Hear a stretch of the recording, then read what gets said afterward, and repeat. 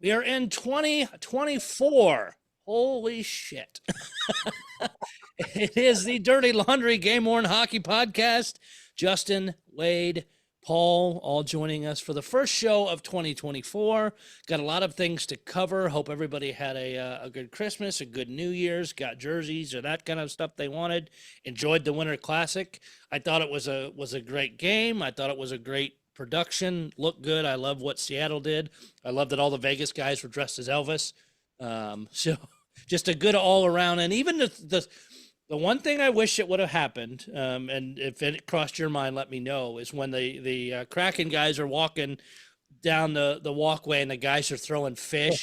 I was hoping somebody would get clocked with one, just and not to be injured or anything, just because it would have been just hilarious to watch. But thought it was a great event. I hats off to Seattle for their jerseys. I thought they were phenomenal, and I actually liked Vegas with such short history. Obviously Seattle was able to go back to the Metros, but Vegas did something that was kind of classy, kind of Vegasy. Hats off to both the clubs. I think both jerseys showed well. But as we'll get into the auctions and stuff here in a minute, but one of the national podcasts I was listening to, Daily Face Off, was talking about the Vegas ones. And if you look at the V logo, if you look close, it looks like it's giving you the double middle finger. And once you see that, you'll never not be able to see it. So if you go look at one, I promise you'll see that immediately. So I guess we'll start a little bit, just kind of a year in review of things that we saw in the hobby, positive, negative, whatever. One of the couple big things that we saw this past year, of course, was the announcement of Fanatics taking over jerseys after this season is done. I don't want to say we're excited about it, but we're intrigued by it and hope things turn out well. The other big one, of course, was Boston going away from Migrate and starting their own program. I will, in the coming months, have the head of that program on here. I now need to reach back out now that the year is over. He asked me to do that. The large amount of jerseys from estates. It's the most I've seen in a hobby, I think, in years. So what are, kind of go around the horn here. Paul, we'll start with you. What other things did you pick up on from 2023? It seems, knock wood, we're basically out of COVID. It's still happening, and there's still cases, but it's not impacting our everyday life. So a lot more expos, a lot easier to travel, a lot of great shows, and people were just excited to get back out and go to equipment sales, go to shows. To me, that was by far the highlight. Getting to see friends again easily. That was great. The reverse retros coming out. Some teams seem to oversaturate the market with them. Great designs, though. And it was a blur. All of 2020. It was a blur. Yeah, we can all agree to that. Wade. 2023, I think a blur is a great way to put it. I think that it was a year. I think we've seen some growth in our hobby, some substantial growth in the availability of a lot of higher end stuff, and that comes back to the estates and some other stuff that just became available. I think we've seen. I think the one thing I took from 2023 was maybe a little bit of stabilization in the mid to lower end stuff, and a boom in some of the higher end desirable stuff that popped up. And I think that's because stuff became available, because new stuff came into the hobby through those estate sales.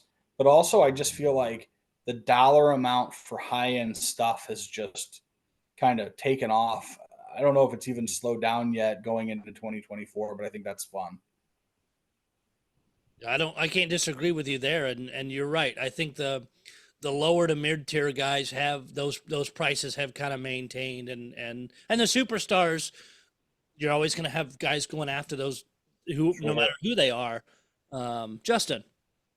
It just seemed like there was a lot less drama in the hobby this year than maybe prior years. It felt like either I've blocked enough of the problem children or what. It just feel like, the mods seem to be on top of everything. There's, you know, all of us are dealing with scammers, and we're seeing these people hawking tickets in jersey groups now. But other than that, it felt like kind of a low-key year. And that was certainly a rewarding aspect of it, because it just didn't feel like there were any train wrecks or many train wrecks, and it felt like there was a little bit more, at least in my feed, a little bit more collegiality in some of the years. And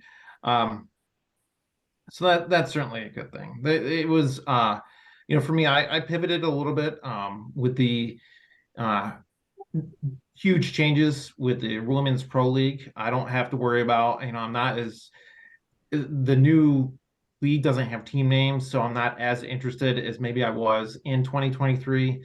So it'll be interesting to see how that shakes out. But my gray shift was pretty big. Women's Pro League changing, huge. But thankfully, a lot less sniping at each other.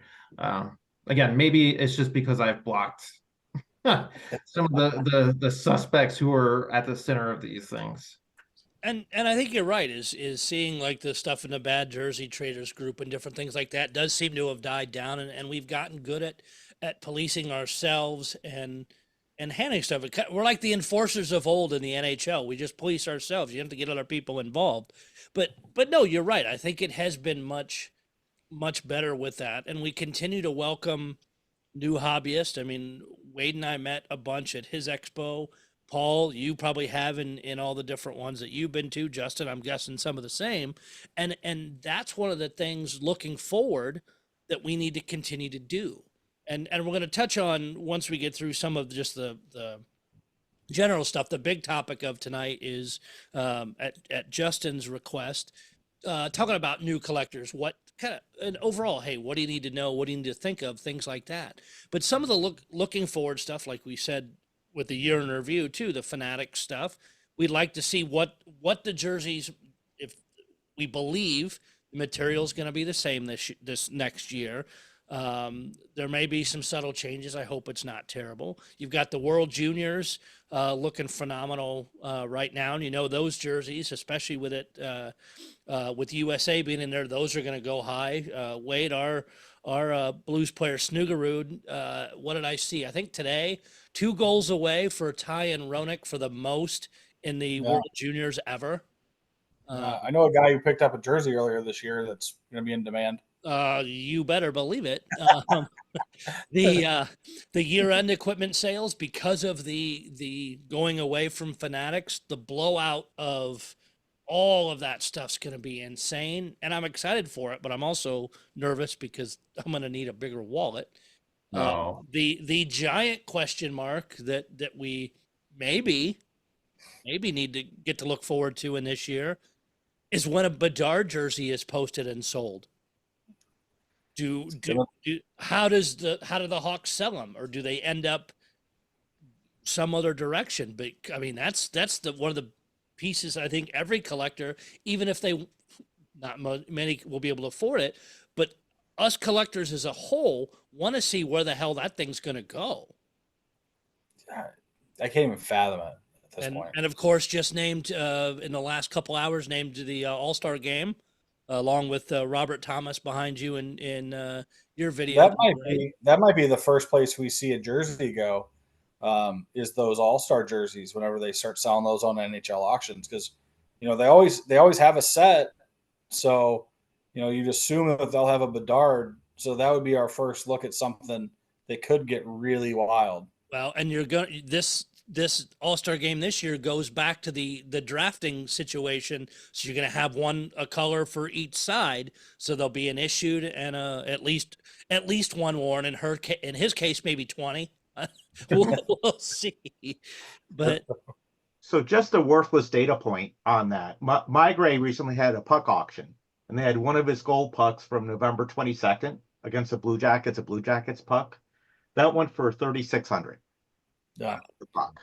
I think I was looking at the pucks in that because I kind of followed that just to see, and you're looking at it now. I think the second most expensive was like $500 or $600.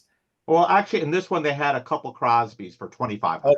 Okay, there you have it. But that's you're talking to him above Crosby level already. And what has he done lately? So Yeah. And speaking of auctions, I want to touch on this before we get into the big topic. Both MyGray and NHL auctions have the Winter Classic jerseys out there. MyGray has just the Kraken ones, and they are the photo shoot worn. All started at $250 with 20 so days to go, I believe. Looking at the description here just to what is the actual jersey worn by Seattle Kraken in the team photo shoot on New Year's Eve during practice day prior to the Kraken's 3-0 victory over the Vegas Golden Knights. It gives, of course, what the tracking or what the MyGray number is, and good kind of pictures of that. And on the fight strap, besides the MyGray and Fanatics tag, that is both on here, which is kind of interesting. On the fight strap, a P is written to remark the photo shoot. So I thought that was kind of interesting. We had one other thing close just the other day. Was the game worn auctions just closed? Yeah, that was pretty light, I thought. It was. Overall. I mean, there were some, but the volume was low. Yeah. Didn't get much publicity either, and I don't know if No. that's because they're not really doing a modern job of publicizing their stuff. And the only thing I really saw that had some questions, I think there were a couple Grant Fuhr jerseys that people had some issues with that I saw some discussion of. Yeah, I'll be curious if it ends up in anybody's hands. We know what they say there. On the going back to the other auction for just a second, NHL auctions has the first period, both the Kraken and the Vegas Golden Knights jerseys. They end on the 16th of January. Some of those are decent money. Matty Bernier's is at $37.85. Bjorkstrand $760. Petrangelo $570. Like I said before we started recording, if you go look at the V on the one, it doesn't. It looks like it's giving you the double middle finger on the top of the V for Vegas, which some people say actually kind of fits. But yeah, those are out there on MyGray. They are only generic pictures. of course. Yeah. So actually, I do need to do a correction from stuff I said a couple shows ago. Yeah. The Stockholm jerseys for the Red Wings that they auctioned off, they were supposed to be one period wonders. The Red Wings were supposed to change after the first period, and they were only supposed to be worn one period and then auctioned by NHL auctions. Turns out they were worn the whole game for whatever reason. It did not go according to what they had planned. So they were full one-game wonders. What drove me crazy about the auctions there is they had the placeholder photo all the way through the entire auction. They never put in the real photos from the jerseys there. So I would not be surprised if that happens here. I'm pulling it up right now, the Winter Classic ones. I hope they prove me wrong. Come on, Fanatics, please. Yeah. And not even a way to tell. If these have just the Fanatics tag, because there wouldn't make any sense for it to have MyGray, but it's funny that the set one or the photo shoot ones actually have a Fanatics tag in it. And maybe Fanatics got them first, and then MyGray, I don't know. Maybe I'll have to reach out to MyGray and just ask, see if they'll tell me. But I found that kind of interesting for those photo shoot to have both the Fanatics tag and a MyGray tag when MyGray got them. Or that was all done before they determined who was getting what set. I don't know. But just some speculation. So, it is 2024, a new... And actually, I guess I do want to touch on one other thing. I'm sorry, go back. And Justin, you touched on it a little bit. The PWHL, I think is off to a fiery start. You can watch games on YouTube for free. They've had sellouts in Ottawa. Minnesota, I think, had 10 or 12,000 people because they're playing where the Wild play. They're off to a great start. I hope next season they redesign the jerseys because they're plain and stupid and ugly, and would have been. There's some saltiness in the women's game worn community about just the way things played out. And I watched, I think that first game, it was intense. It was really good. It was There were some body checks in that too. there was some body checking. It looked like it was at, and I don't want to say this too loudly, but it looked like it was different intensity from last year. And the league is definitely off to a good start. They've got good corporate relationships. They're getting support. Bergeron dropped the puck at Boston's first game. Part of me has been really, vexed that they didn't even come up with team names. I'm also coming around on that too. I mean, they had so little time to do this. It was clear that the new ownership wanted a fresh start. So you weren't going to see the Whitecaps come back. You weren't going to see the Boston Pride come back. It's a difficult situation. I have to say, like, the New York jerseys look good. Some of the other teams' jerseys, they don't look too bad. So I think some of that angst and the shock of what happens is starting to dissipate a little bit.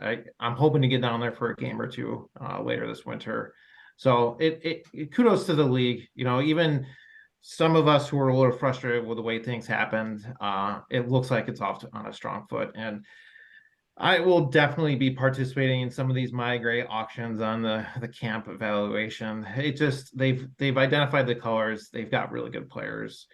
Let's just hope that they can push the league forward in the next couple of years. And I hope they continue to get the attendance that they're already having, and make some of those changes. Wade, I don't know if you saw it. I saw it because of a tweet. Al McGinnis's daughter is playing for Ottawa. Yeah. So I saw it's that. nice to see some of the kids of NHLers Yeah, for sure. for in the women's league, which is awesome. As an outsider, because I'll admittedly not a big follower of women's hockey. Sorry, Justin. No. I actually liked, as an outsider, what they did with keeping the jerseys really simple in this first year, because the way I looked at it in the sales and marketing aspect is it allows them the opportunity to brand those jerseys and move forward into something when they develop a fan base, which I thought was smart. I think that, obviously you're identifying what you're doing. I think you're going to identify where you're going. And I think suddenly you get people excited about the team, and then you get people who are excited about what the name is going to be and about what the logos are going to look like. And I think that in a growth capacity, I think they had a short time to do it. And I think the jerseys are pretty plain, but I can see how if they do it the right way, they can really turn a corner with that, if that makes any sense. As an outsider. So out of both sides of my mouth, I will talk and say, I didn't like how the announcement played out last year, but I'll definitely be coming around. And in the first year they've got, these are really well established pro players. These women have played at the very highest level, and even the production quality on the YouTube stream for that first game was better than what we saw for a lot of games in the PHF last season. And there was just a different. It looked good. I would like to know a little bit more about. I think it was New York's goalie, Corinne Schroeder. She wore her old Boston Pride helmet in that first game for the league. So I'm curious about that. But you have to hand it to them. They're taking advantage of the support that's coming from a lot of different elements of the hockey community, and not just game worn collectors. So they're going in the right direction. I will definitely have to have like 1 or 6 of these jerseys. Dave Mizell is going to catch this, and he's probably just going to chuckle and say, "Yeah, I know." But I don't know. They just look good, and it's. I actually like I like simple stuff. So to me, I kind of dig it. I'm not going to lie. I wasn't like, oh man, if that makes any sense. I'm not saying bring back the Whitecaps. I think it's time to move on. So I'm happy with the league at this point. Come up with new originals names or put it out to the public. You could have like Hockey McHockey Face, one of the teams or something. We'll come up with some strange stuff. All right. So teased this a lot as we've talked through here, and Justin came up with the idea last week. I think we're talking a little bit, and with the new year, touch on if you're a new collector or fairly new collector, things you should know or things to be aware of. And Justin, since it's your topic, I'll start with you. I've been to one Migrate Expo. It was an amazing experience. The difficulty for me was that it was in the first year I was collecting in 2014. I was like blown away. There were so many things happening. I think at one point I tried to try on some veteran collectors NHL jersey, and the guy just shot me death stares. My advice to new collectors is to ask questions and stay within your budget. It's really easy for these auctions to get out of control. It's really easy to take a look at a sale and to overspend. So just ask questions of some of the experienced collectors and to just stay within your means, because it can spiral out of control very quickly. And the one thing I did see a little bit last year was it felt like some of the noobs kind of burned out. Some of the new collectors who kind of made a big splash by purchasing a lot. It looked like there was some unchecked buying, and you see some of these individuals just kind of burn out. And so it requires a lot of patience and self-restraint, which I guess maybe I'm talking to myself at that first Migrate Expo in 2014, because it's hard to rein it in when you're just like a kid in a candy shop, like seeing all these jerseys up close in person. You're like, I know this was worn on the ice in a certain game, and it's hard to check that when you're first exposed. And you see it with new collectors all the time. Like, I want to buy every jersey in a certain league, and then you end up with a bunch of crap in your closet that you don't want. Yeah. All right, Wade.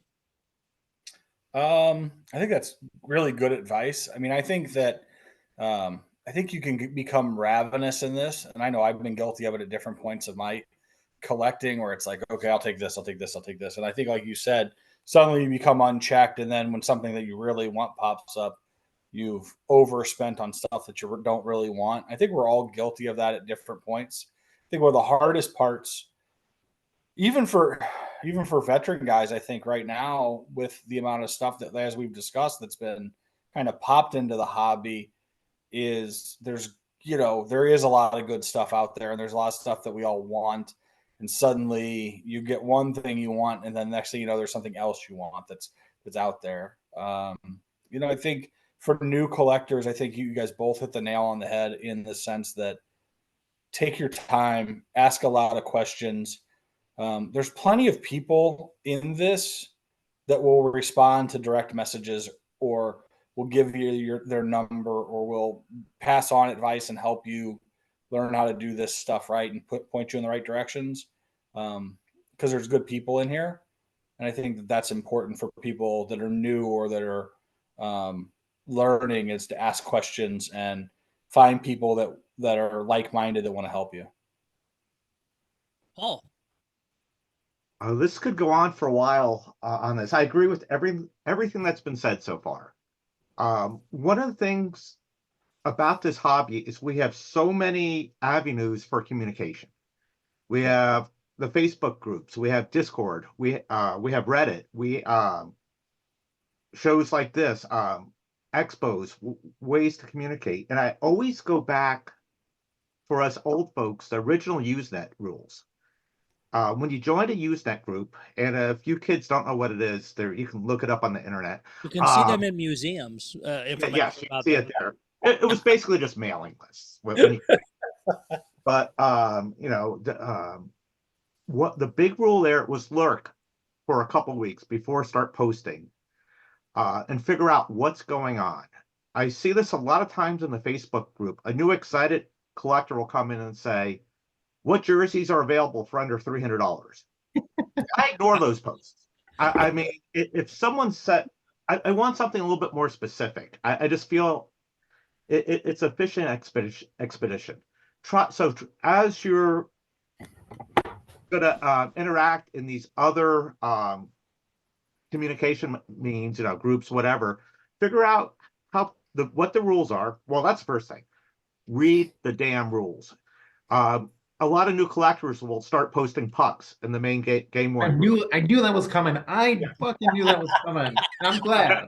It's like, hey, Oh, every single puck post, every single Yeah. puck. How the hobby needs to know your puck collection is at least 200,000 pucks, right? Oh, easily. I buy everyone that appears in the group. But yeah, I mean, no disrespect to puck collectors, because yes, that's still part of our hobby. And Yeah. and thank you for doing it. And I know you guys chase some hard stuff, but there is a separate, and some groups I do think welcome them, but most of it has now been regulated to, hey, we'll start a puck group instead to kind of filter some of the crap. Yeah, and exactly. So, learn the group rules. They're really simple to read. I mean, no price shaming in most groups. Justin and I disagree upon this. A lot of groups, when you post something for sale, require a price. The main group doesn't, and that's partly due to history on it. And Justin disagrees. But we can have a whole nother discussion on that. But learn the group rules and then learn how people interact in the group.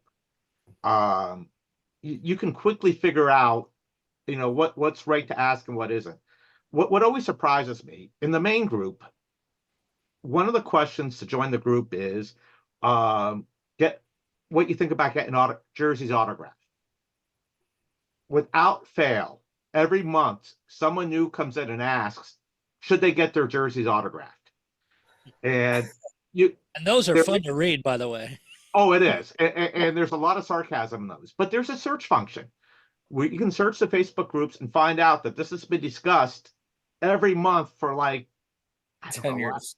10 years. So you want to make your first impression positive in these groups. And it's not hard to do. It's also really easy to make a bad first impression by just like, hey, just joining and posting without knowing what the group's about. So that's, for the groups and the communication thing, that's a big thing for me. Another thing which has come up here, and someone has to say it, learn how to do your homework. Learn how to research jerseys. Just because a jersey was supposedly worn between January 1st and February 28th doesn't mean it was worn in all those games. Learn how different teams do different things with their jerseys, how many sets they have. I mean, if you're a Rangers collector and you like wear, well, you're gonna have a lot of jerseys to choose from, but they switch them every 4 or 5 games, it seems like. So you're not going to get a whole lot of wear on them. Other teams, the Red Wings will do 1 or 2 sets most for the year. Ask questions, do your homework, learn how to photo match, learn what to look for when you're trying to authenticate. There's certain red flags. I mean, we can get into the whole custom crafted issues from way back when, but your first purchases are probably not going to be old custom crafted jerseys. Trying to think, but most importantly, welcome aboard. It's a lot of fun. Most of us are usually pretty friendly, unless you're posting pucks in the game, in the main group. But Paul, you make one of the best points throughout this, and I'll get to I wrote out a list earlier, get to my list here in a second. But ask questions. Don't be afraid to ask questions. If you're unsure about photo matching, if you're unsure where to look of how to photo match. I mean, it's for some teams, some teams will put their pictures from games on their website. So you might find stuff from Getty Images, but you also might find other stuff from the Blues or from whoever directly on their site. Don't be afraid to either put a question in there, and some people may reach out or comment and say, hey, shoot me a PM, and because you don't want to try to have a long discussion in a post, but don't ever be afraid to reach out. And most of us, I won't speak for everybody, but most of us will not have any problem helping. And if you come to me with a San Jose question, I don't know shit. However, hey, let me reach out to Paul, see if he would be willing to talk to you, help you out, or whoever it is. We all, us old folks of the hobby, kind of know who we can best send newbies to get them help if there's things that we can't answer. I've got one thing I want to throw in on that. Go for it. Be humble and be willing to like listen and take a little criticism when you're a new collector to learn. People aren't, I think sometimes you get people that jump into these groups, and I've seen it in the past where people will jump in with a question and won't like the response and don't handle that with a lot of humility, if that makes any sense. I think the one thing about this is we're always all learning and growing. No matter how long you've been doing this, you don't know everything. There's somebody can teach you something else. And I think I've seen in the past where people will try to jump in and then won't really want to accept someone's, like I said, criticism and or critiquing of what's going on. And I think you have to be a little humble. So And if you're we've new to seen- something, yeah, be humble. Yep, but we've seen that with some of the new collectors that already come in and they bought a couple game jerseys and they think they know how it all works. Yeah. I'm sorry, it doesn't, because we've dealt, and you and I have dealt with the Blues enough. We know, and again, we don't know everything either, but we've seen a pattern of how some of the things get done, be it the preseason jerseys with no set stamps or things that are carried over in the next year and can explain why that has a mark that you can't match. But if you go look one more year next, oh, wait, there it is. But we've had people even come back at us going, well, you don't know what you're talking about. Okay. Sorry, let me, and we'll lay it all out. But some of the other things that I put on a list here, and Justin and you, all three of you have touched on it in different way or another. Have a plan. If you're getting into collecting, what's bringing you in? Is it the team you follow? No. Is it a player you follow? Is it, I want to collect guys that have hit 500 games, 1,000 games, whatever it is? Have some kind of a plan. Find a focus. Same thing that Wade, that you and Justin said is, if you come in and again, walk into Migray's warehouse and go, I'll take one of each. That's great if you've got an unlimited wallet, but No. most people don't. No. Kind of figure things out. And Justin, you said it, have a budget. If you know, okay, you want to go for a Crosby or a Malkin or whoever it is, a Bedard, know that you're going to need super deep pockets, and it may be out of your reach. So it's be reasonable. I mean, I know guys that collect fourth liners or those grinder type guys. Okay, those aren't expensive. Or if I just want, and in some cases I've talked to people, I just want a game worn jersey from every current NHL team. Okay, that's 32 teams, but you may get jerseys $200-$300 for every one of those teams. At the end of the day, that's not a deep investment, but you got what you wanted. So have that plan. Remember, you can't own it all. None of us have the money to do that. I mean, like we said, people scramble to buy stuff. Oh, and I got to have this one and this one. You just can't. And this may upset this particular comment, and I wrote it down. You know what? Let me say this one first, and then we'll get back to the other one because this may cause some things. And we had some discussion about this before. Don't hang on LOAs. We've seen that a lot, especially with newer collectors. Hey, does this have an LOA? And if you tell them no, in some cases they don't want it, even though there's a set stamp in it, even though there's other documentation. If a team LOA or whoever it came through, Migrate or whatever, if that's not there, some cases the buyer won't buy it. Again, going back to Paul's point, do your homework.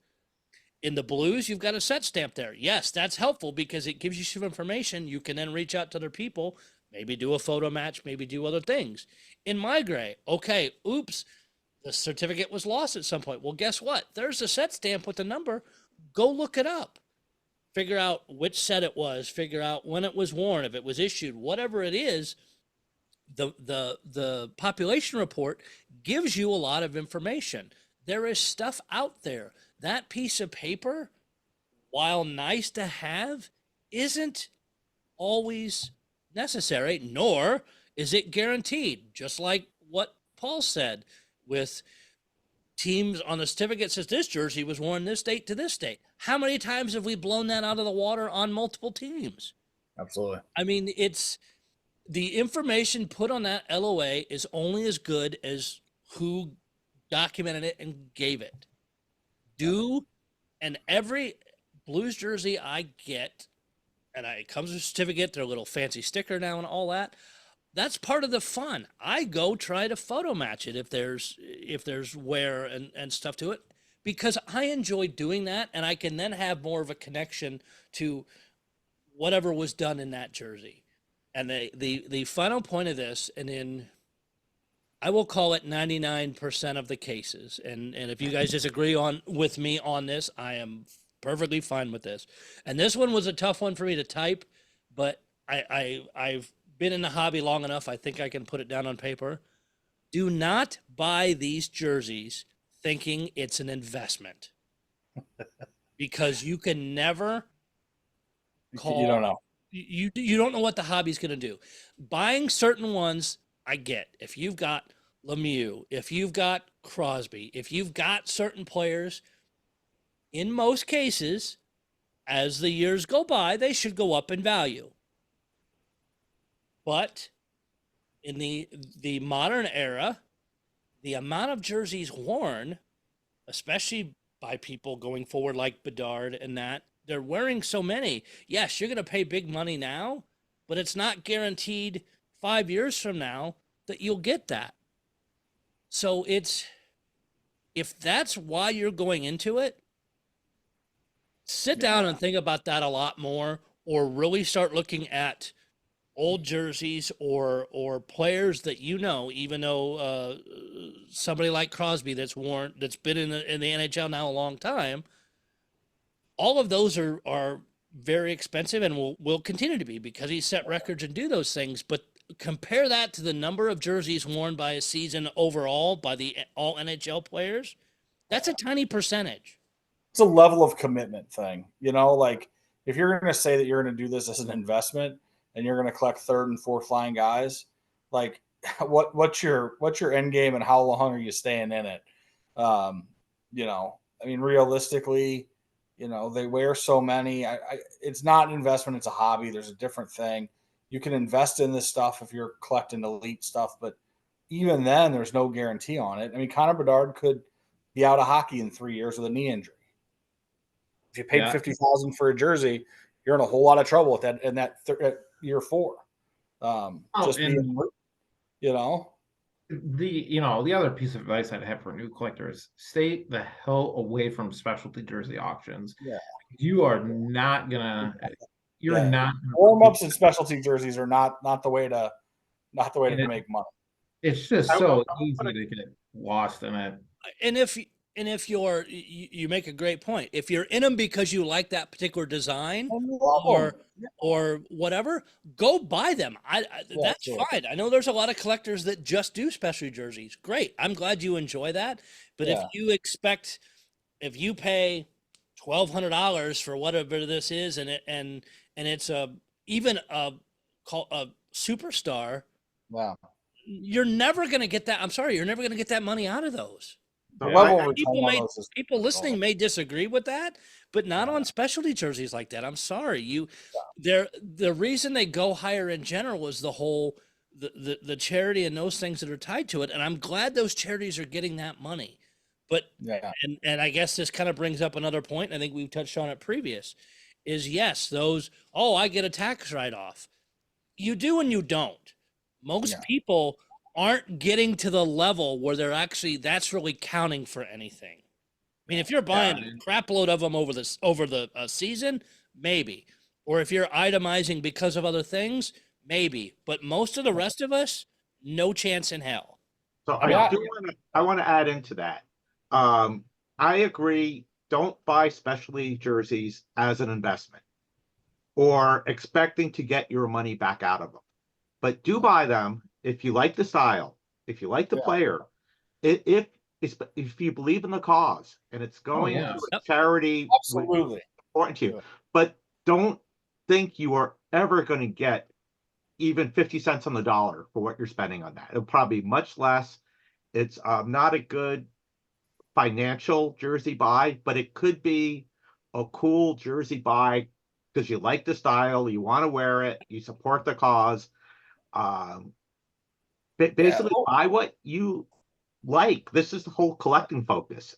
And that's exactly what I've told people over the years in every aspect of the hobby, whether it be baseball cards, autographs, hockey jerseys, anything. Collect what you like because you like it. Otherwise, it's just stuff. And what I mean by that really is like you can collect anything you want in life. If you enjoy it and it's something you have a passion for, then you're a collector and you enjoy it. If you're an investor, that's a totally different animal. If you're an investor, go buy gold or silver or stocks or bonds or Roth 401ks. If you're a hobbyist and you love this stuff, then collect it because you like it. Because at the end of the day, if you don't like it, in 2 years, you're going to have a closet full of hockey jerseys that you could care less about. And at the end of the day, the value of them means nothing because you're not going to get the return you wanted. And at the end of the day, you've done nothing to enhance or enrich yourself. So collect what you like. Enjoy the stuff. That way, if you walk by your closet and you've got 15 military jerseys in there and you proudly served in our military, then that means something to you and that matters. If you had your mom or somebody in your family has fought cancer, then collect cancer jerseys because you love them and because it means something to you. You know, whatever it is, be passionate about what you collect because you love it. Because at the end of the day, that's where value happens. And the two jerseys behind me are kind of represent that. Like I'm actually a diehard Boston Bruins fan. Been a Bruins fan since I was 2 years old. Yeah. And yet you take a look at my closet and you're going to see close to 24 Winnipeg Jets jerseys. And I collect them because I enjoy the way they look. Like that heritage, such a cool design. The aviator blue, such a cool design. Like, you know, you have to go with something that it just boils down to a cool factor, right? And that you find interesting, that you're going to be like, oh yeah, I am glad I dropped $600 on this. Absolutely. Or you know, I supported a community cause. Like there's got to be an aesthetic appeal. There's got to be something that you find. You know, a lot of us are, you know, veteran collectors, 30s, 40s, 50s. We're drawn to that retro stuff because we grew up on some of these older designs. So yeah, there's got to be something cool. And the same way with the newest designs is when Vegas unveiled theirs, the number of people that were not just fans. Of course, Vegas was new, but those jersey designs were so cool. A lot of people went after them. Same way with Seattle. Those colors were so different compared to anything else we've seen. Those prices were insane. And it's good for them. As some people, wow, that design's awesome. I want to get one. Don't care who's on the back, but I want to get a gamer. But it's just be smart, ask questions, and even if you're looking to buy or you've got something and you're new and you know what, I think I want to sell this so I can get some more money for something else. If you're unsure about pricing, send some private messages to other people. I get those all the time. Hey, I got offered this. Here's what he's asking. Or I had a friend of mine recently reach out. Hey, I'm selling a few. What kind of pricing do you think? Gave him some options. And I won't ever settle on, oh, it needs to be 700 or whatever. I kind of give them a range because the market, and I track every Blues auction, all that stuff. I can kind of look on some of it and make an educated guess, but it's never perfect because sometimes that player is much more desired, even if they're a third or fourth liner because of who they are. That price may take that up. For another team, their fourth liners may sell for $300 because nobody gives a damn. So nothing's locked in. So you just have fun. Be open-minded, have fun, enjoy the hobby, and from the, and I think we've had this discussion some before, from the old timer side of things, if you have people reach out to you asking questions, as long as they're not being nasty or whatever, looking for, let's call it legitimate help, don't be an asshole. Please help. And if you You're don't talking to have, me? if you don't have time, if you're not interested in helping, at least direct them to somebody that will, because that's how we continue to grow this.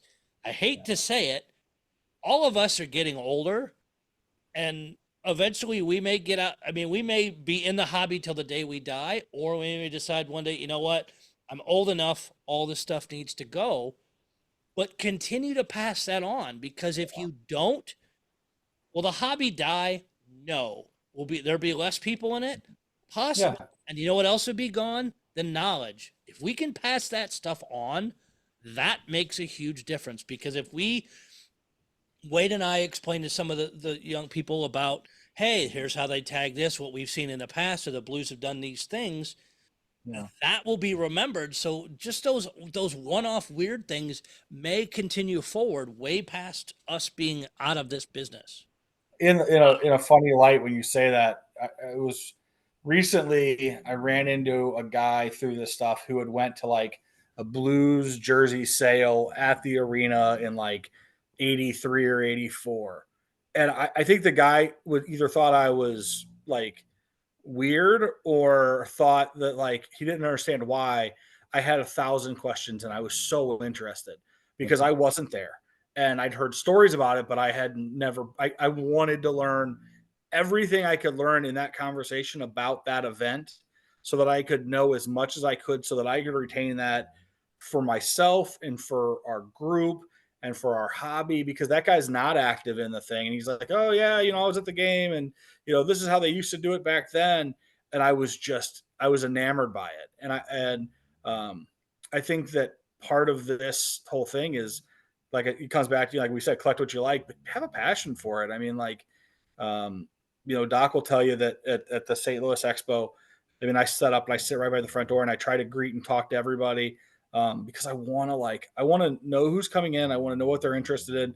I want to send them around the room the right way, but I also want to see what I can learn. I'm a student of this stuff. I study it because I love it.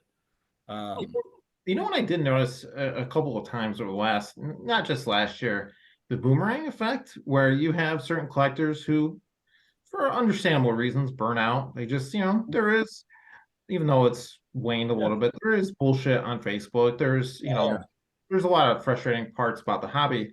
I've seen in a couple cases of individuals being like, I'm out, and then they will disappear for a little while, and then they will be back buying stuff. And it's, because there is a pull to this. And like, we all go through parts where, we either sell off a chunk of our collection or we don't like it, don't like the crap that comes with it. But ultimately this is sometimes it is hard to like step away. Like I challenge the three of you over Christmas, how often were you checking in on some of these groups?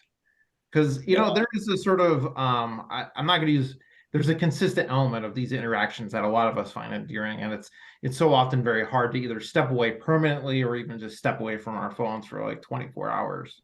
It's hard to do it because you don't want to miss anything. I think for me, it's one of those things where like I like to stay fresh on stuff. So I'll get to a point where if I do take a little time off, the first thing I do when I jump on my phone is, I go to our Blues page and then I go to the main page just to see, I mean, I just want to know. Plus, but I admittedly, and I've told some people this, and I think Doc and I had talked about it, in the end of October after my expo and everything, I had put a lot of energy into it. And I took like 2 weeks off where like literally I didn't touch jerseys. And it was kind of funny. Like I threw everything in my space for the show, left bins sitting around. And it probably took me 2 or 3 weeks to even really care enough to go in there. And I felt like I needed a break and a recharge. And I don't think there's anything wrong with that. I don't foresee me leaving anytime soon because I really love this stuff and I love the relationships I have from this hobby. And I did take a few days off during the holidays. when That would explain why you didn't like my puck posts. oh, I totally missed them, and no one reported them. So, but no, I was barely on Facebook when we were traveling. I was real far behind on email. I just do a quick scan if there's like anything I had to attend to, and that there was nothing I had to deal with. So yeah, it was nice. But good to be back, and dealing with things. So I actually, if we have a few minutes, a few Yeah, things I go wanted to ahead. bring up. Um, for new collectors, there are a lot of resources out there. We talked about the Facebook groups and other stuff. Jason brought up the population reports, which are a great tool that Migrate puts out. We keep a list of all the game used Facebook groups in the main group. So, if you come in and you're a Bruins collector, I think there's 2 or 3 Bruins groups you're probably going to join. And you start looking through that list, you find some unusual groups, which are, if you're NCAA groups and stuff, it's just, there's a lot out there, a lot of fun. So we maintain that. On Opert, my site, we maintain a list of game worn distributors. So it's not always up to date, but we try to keep how each team sells their jerseys. And we're constantly updating that. So hope it's up to date on this. If you want to buy Blues jerseys, you can look at that and find out how they're normally sold, besides the resale market, when they first come out, how the teams make them available. We talked about photos some earlier. In addition to the team websites, if you collect AHL jerseys, every AHL team has a Flickr account, and they post after almost every game high resolution photos that you can use and are great for matching. I find Flickr incredibly useful there. There's the Discord group, which is hockey jerseys. It's not all just game worn stuff, but it's a lot of very knowledgeable people who aren't in Facebook groups or the other ones. They're on there. They have a number of resources on, even how to fold jerseys when you're shipping them. And they do a real Learn that if you sell stuff. yes. So, and I'm sure I'm missing some other ones. I And mean, I've there's used and no, Paul, and everything you said is fantastic, and use those resources. I follow the Reddit one. I haven't used Discord ever. In tech, I should, I guess, but I've used the Reddit one and had luck both purchasing and made a connection with a gentleman and helped him sell some blues related stuff. And he's not on Facebook or anywhere else, but I'm like, hey, if you don't mind sending me pictures and being the middleman, I will gladly help you move whatever. And in another case, somebody said, well, I can help. I can give you some money for helping me. I'm like, no, that's what this hobby is. I don't need money to help get you in contact with people that may buy your stuff.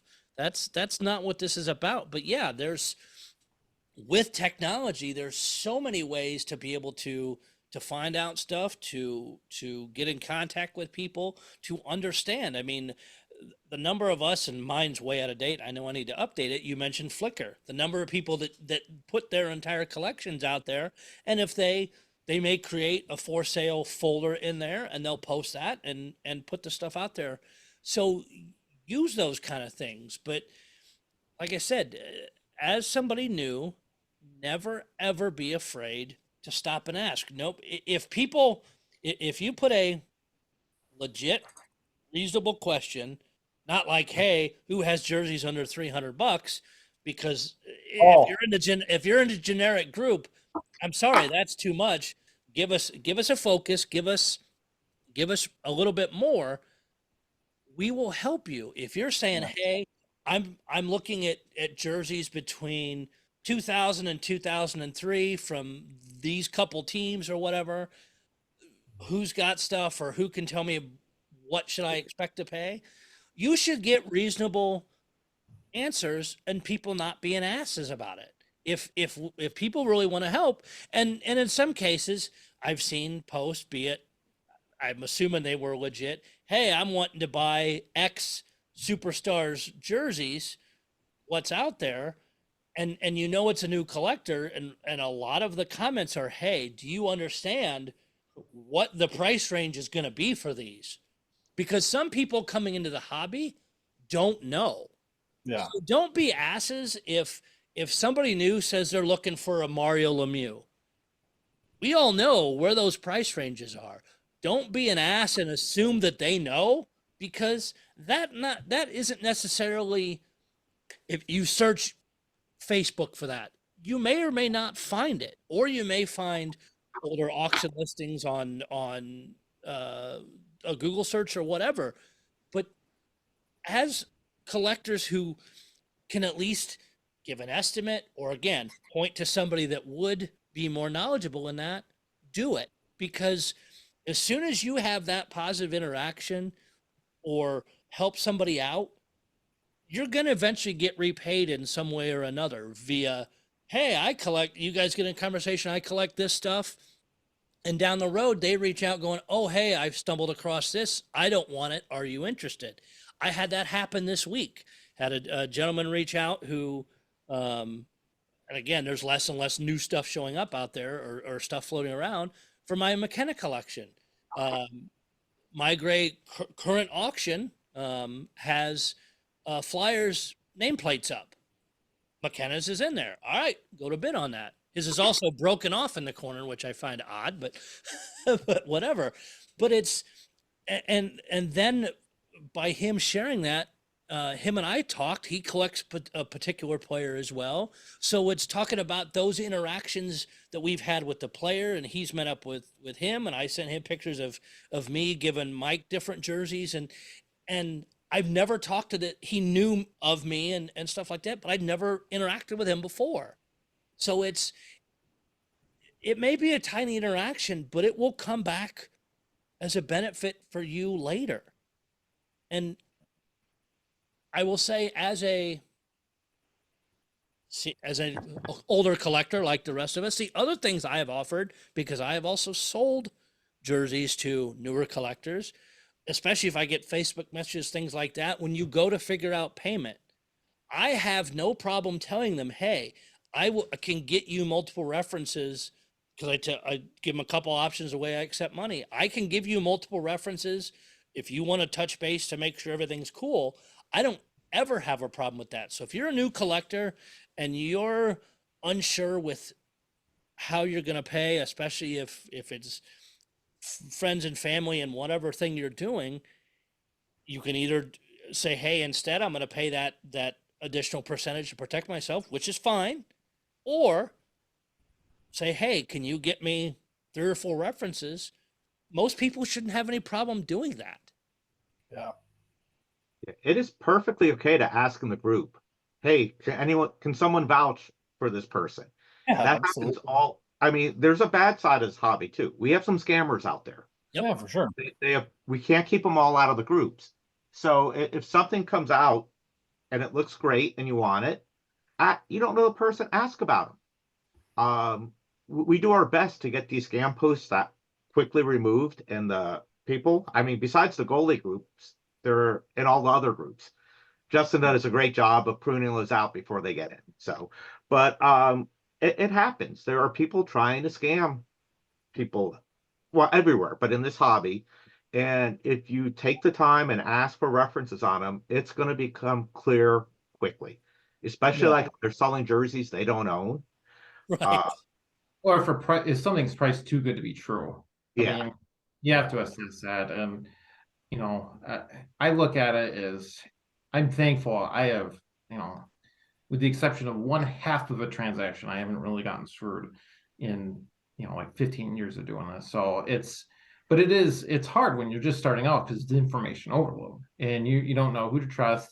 You know, and in some ways that's a weakness of Facebook, as opposed to, you know, the old .net forum or the Ice Jerseys forum, where it's a little bit smaller community and those threads would be more persistent.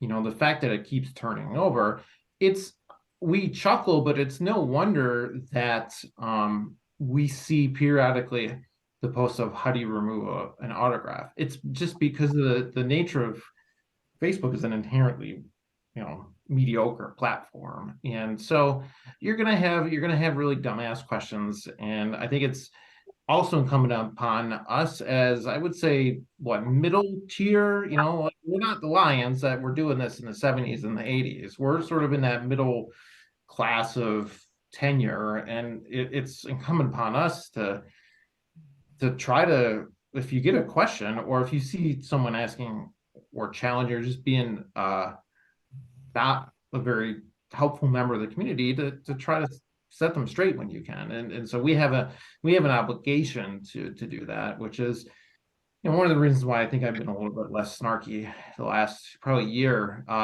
pucks aside, because we do have a responsibility to, like Jay said, to sort of to bring in that new set of collectors, because it's just healthy that way. Agreed. Most definitely. I think we've covered this topic pretty well and probably annoyed some people. But again, Yeah, you called me an asshole earlier. Well, welcome to every day that ends in Y. I still have one thing on my list. Go for it.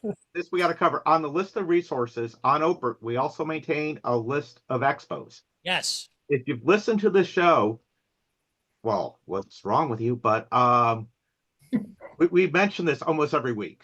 And if you have the opportunity, if there's one in your neighborhood, your area, your state, whatever, they are so much fun to attend. It's great to meet other collectors, talk to people about some stuff, the common passion that we have for collecting and the differences on it.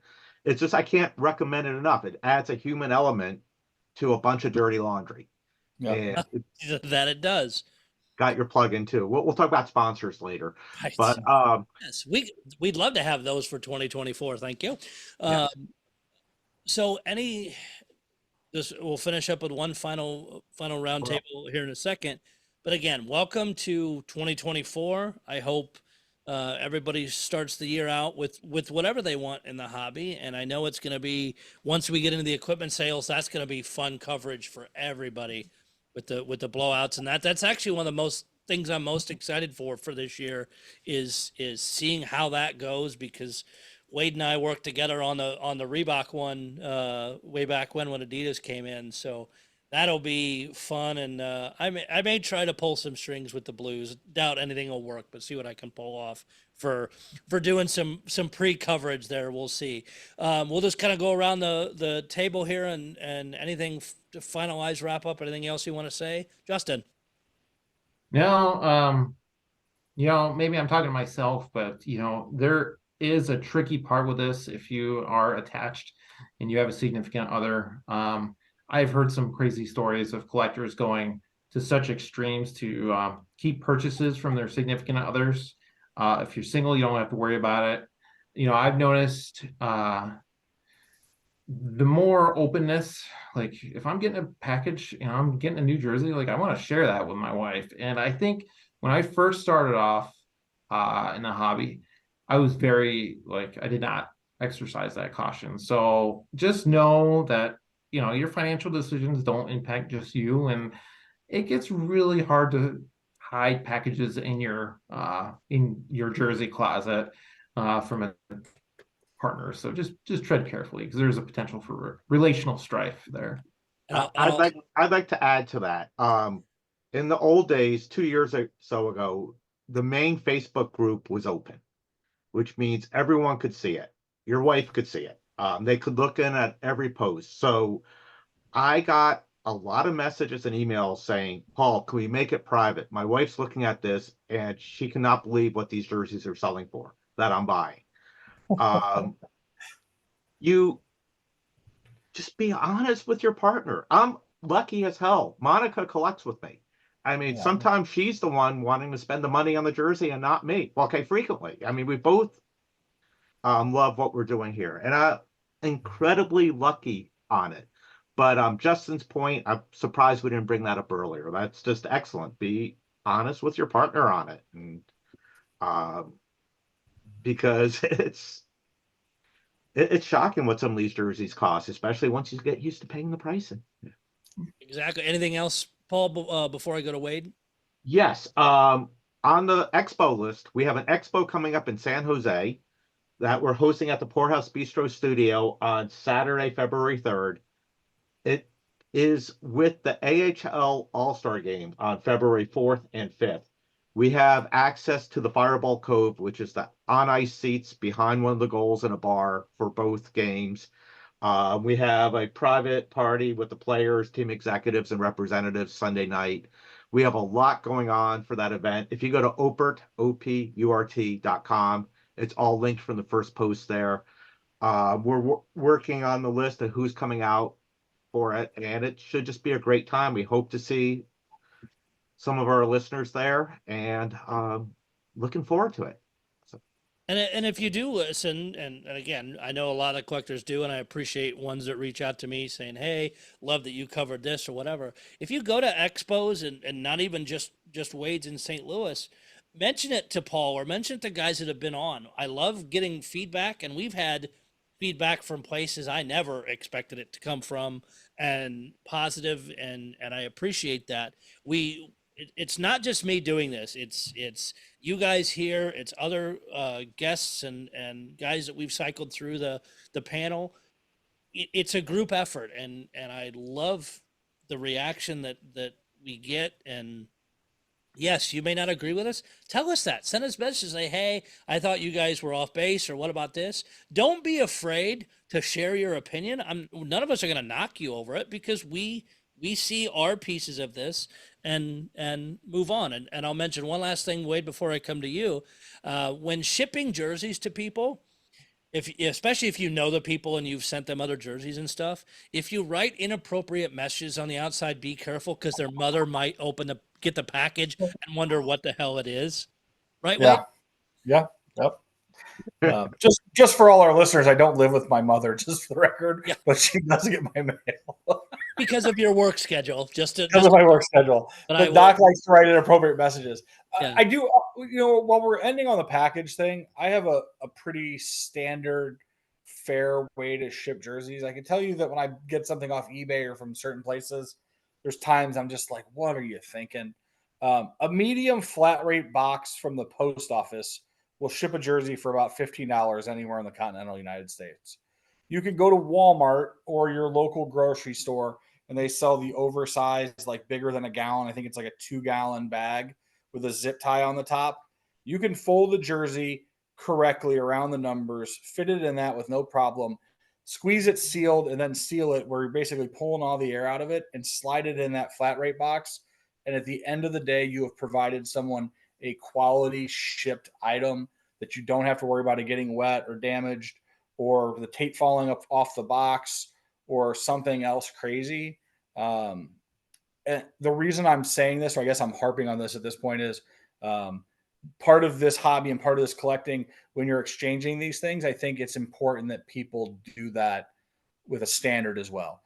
Because there is nothing worse than getting an expensive item, or even an inexpensive item, or something that you want for your collection, and it's raining and it's suddenly sitting on your porch in a half tape box with like old Depends wrapped around it.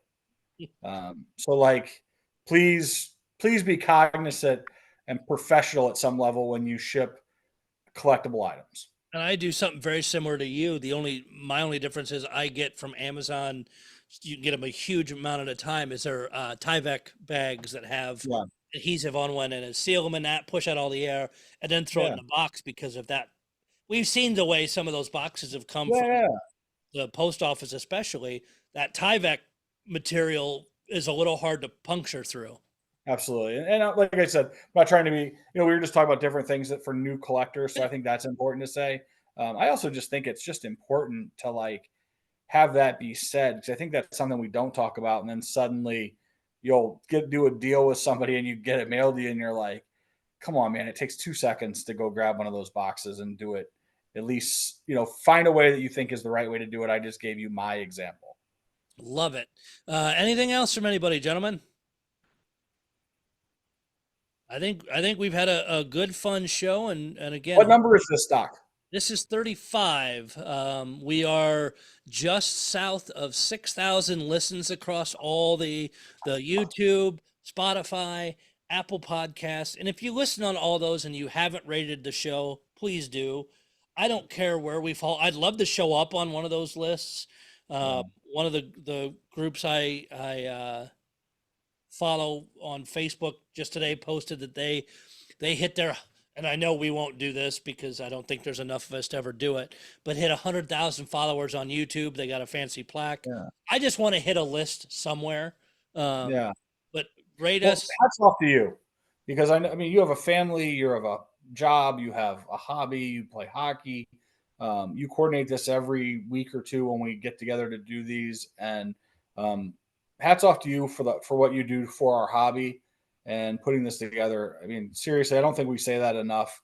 You do a great job, and I think I think the hobby's lucky to have you. So I appreciate it. It's my luck of knowing technology and being in radio helps. I definitely have a face for radio. So yes, I know some people watch the YouTube, but I don't recommend it. So Wade, on that, thank you very much, gentlemen. Thank you for joining me tonight and taking your time. As always, another fantastic show in the books, and we'll see you again real soon. bye bye.